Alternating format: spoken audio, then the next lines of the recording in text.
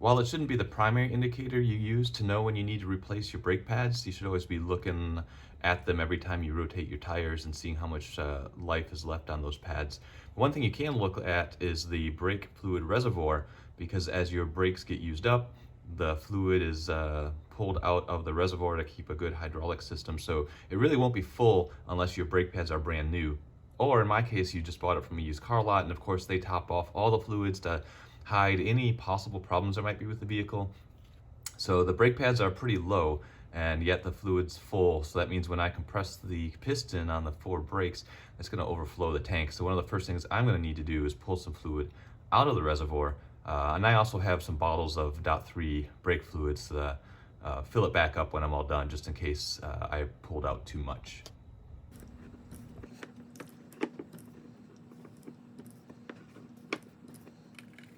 Okay, that should be plenty, at least to do a first run at some of these brakes, and then if it gets pumped up too high, I'll just take more out later. I've gone ahead and put the cap on top of the hole, but it's not actually seated in the hole, so really nothing I don't think is going to drop in there. But if by some chance something were to get over that hole, this way it keeps dirt and stuff from getting in there. But we don't want to let the system get pressurized or something when we're pushing the pistons in. All right, welcome to the rear of the Chrysler 200. Took me about a half hour to do the front pads and rotor, so that was pretty easy, pretty straightforward. Now I've got the rear end of the vehicle up on jack stands, ready to go after the rotor and pads back here. It's actually a little bit simpler. There's only one bolt you have to remove to get everything taken apart. One thing I forgot to mention earlier is that this model year, it's a 2014 Chrysler 200 LX 2.4 liter engine. You can actually get it in different size brake rotors, and it means it has different size brake pads. So what you might want to do is, if you don't otherwise know it, take your tires off and measure your rotor diameters so that you get the right size rotors and right size brake pads. For reference, my front rotor is the 340 millimeter rotor, and the rear rotor is the 262 millimeter rotor. And I know that, I don't remember the other variant for the front rotor, but I do know that the brake pads are very different between the two rotor sizes that are available for the front. So double check on that before you order your parts. To get things started, we are going to remove this bottom caliper slide bolt with a 14 millimeter socket or wrench.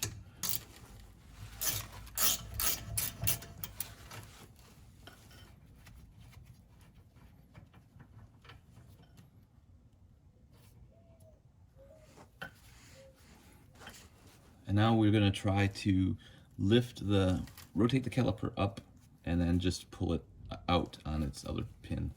You can, but you really don't need to access this bolt and loosen it. You can just slide the whole assembly off.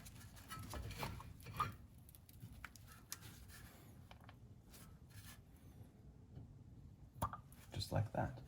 And then we are going to secure it .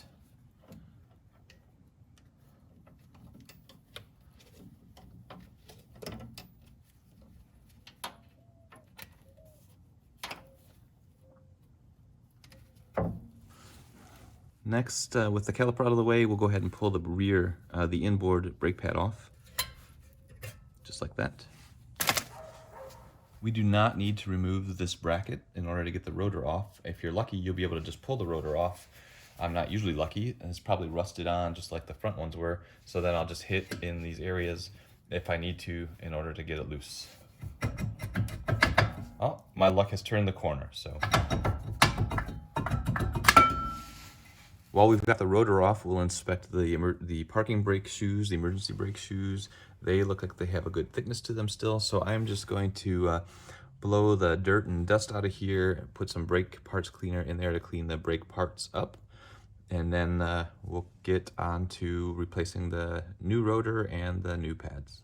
Before I really go any further, I want to put the new rotor on and just turn it around and see if I need to adjust the parking brake. If the shoes are just barely skimming the inside of the rotor, we're in good shape. If it's not touching at all, or if I can't even get the rotor on, then we're going to have to make some adjustments.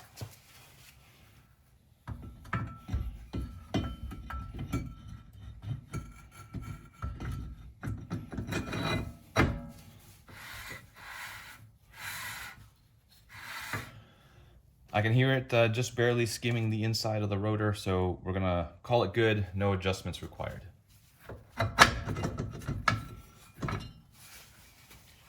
Just like we did up front, I'm gonna prep the hub by scraping it off with a brush, a wire brush, and then putting a little bit of grease, especially here on the rim, so that the hub will let go of the rotor if I need to take it off again.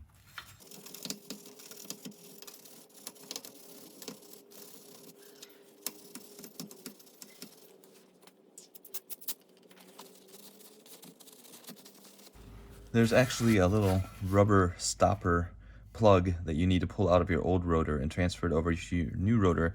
This is your access hole for adjusting your parking brake. So it also means when you put this on, make sure that this hole lines up with the star wheel so you can actually get to your parking brake adjustment.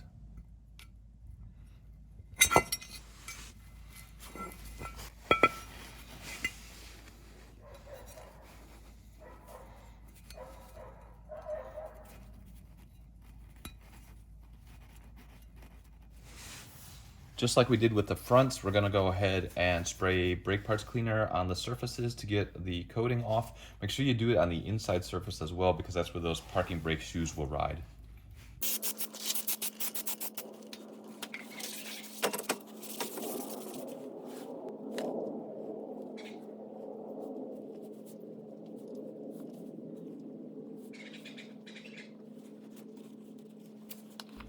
So this star wheel through this hole right here, that is your parking brake adjuster. And it really doesn't matter where there's a hole between every bolt stud, so you can just go ahead and throw the rotor on. You don't have to worry about lining up that plug with one specific hole, because every hole will get you access to that star wheel. On the fronts, you had those big, long, sliding metal tabs.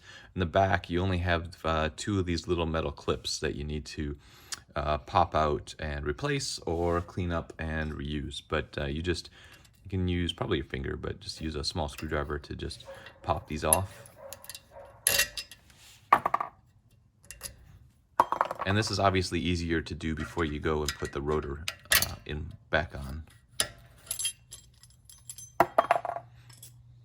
So if you have new ones, which I do because they came with the new pads, then just take a wire brush and clean up the area where those clips will go, and put your new clips in.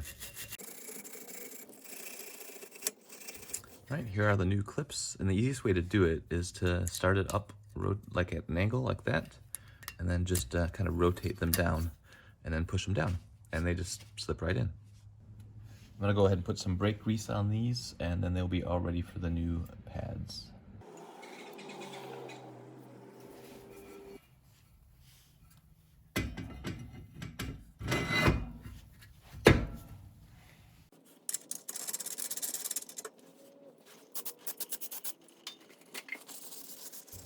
Now that we have our rotor on and our clips in, we need to go ahead and clean up the slide pin that's still on the caliper. And you'll notice that this pin looks just like the top pin of the front rotors. I can't say it's the same part, but it's the same type of deal with a rubber sleeve at the end. So we just clean that up, and then we'll put grease on both of our caliper pins.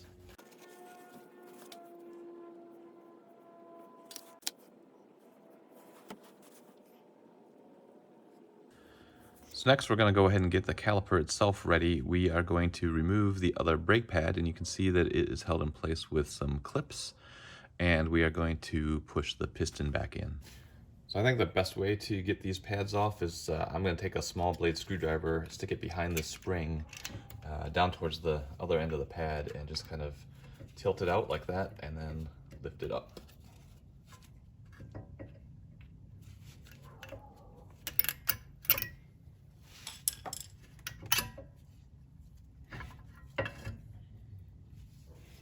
And you'll notice that the brake pads have these little bumps in them. There are holes in the caliper that these bumps, if you will, need to fit inside of when you put the new one in. Just like before, I'm going to use the old brake pad with my C-clamp to compress the piston back so that I can put the new pads in.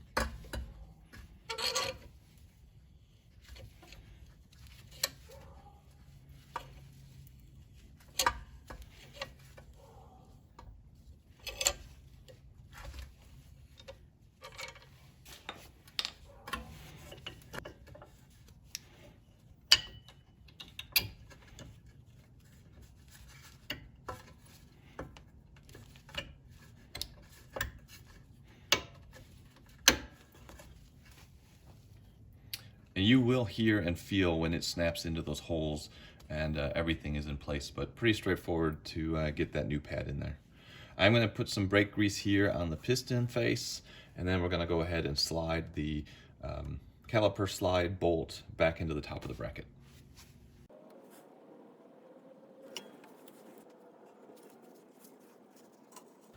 So the next thing we need to do is take the inboard brake pad and put it in place.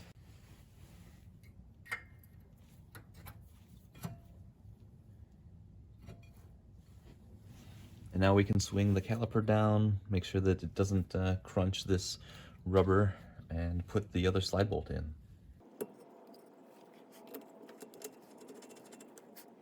All right, torque this to 32 foot-pounds.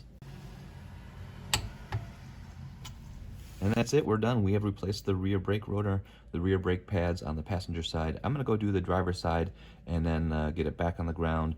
We'll tighten up the brakes, I'll show you that, and then that should be about it. Well, here we are a week later on the left rear. I had hoped last week I could just make a, hey, this is the end of the video, have a good one, type of clip, but nope, I got over to this corner and this lower brake caliper bolt is completely rounded. And this is the one that is the easiest to take off. But you know, you could remove the top one with an open-ended wrench, but if we look up here, this one is basically rounded off as well. So whoever did this brake job last decided that rounding it off and not taking care of it is a-okay, which means for me, I have to deal with it. I tried getting sockets on there, and of course none of that worked. So I bought a socket bolt extractor kit, and I'm gonna go ahead and use that to forcibly remove this bolt, hopefully. Just crack it loose and then get it out is my hope. I'll leave a link in the video description for the brand new tools that I got to buy to get this job done, but let's give it a shot. If you don't know what I'm talking about, these are the bolt extractor, and they have on the inside, it's fluted. And so when you go to loosen it, it'll actually dig into the bolt and forcibly remove it. Of course, it'll destroy the bolt head, so I also had to buy some new brake caliper bolts, and link in the video description for those too.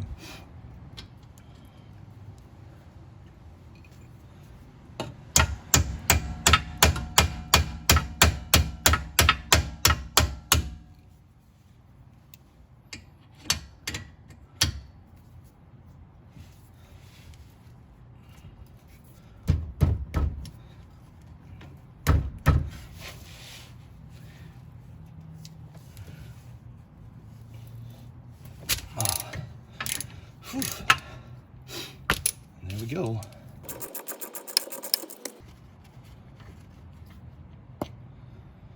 Whew. Well, I think I'm really glad I'm going to replace this bolt anyway, because it looks like a hot mess.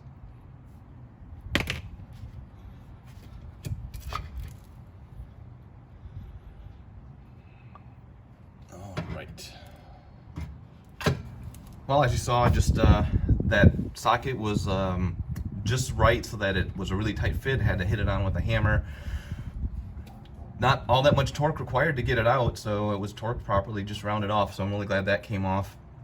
And then I could slide the top off. I think the only way I could get that upper caliper bolt off is if I disconnected the brake line, because I'm not going to be able to get it off with a open-ended wrench, unfortunately. But I'm going to go ahead and finish this brake job. It should hopefully go the rest of the way. And if the next video clip is a wrap-up, that means that it all went well. Hopefully it's been helpful. Learned a little bit along the way on getting the bolts out using that extractor socket. And you know, lots more videos to come. So if you like this, if it's helpful, give it a thumbs up. Subscribe to the channel, that'll help the channel out, and then also you'll get to see even more content coming your way for this Chrysler 200 and the other vehicles in the garage. And of course, like I said, if you're interested in supporting me, buymeacoffee.com, link is in the video description. So until that next video, you guys take care and have a good one.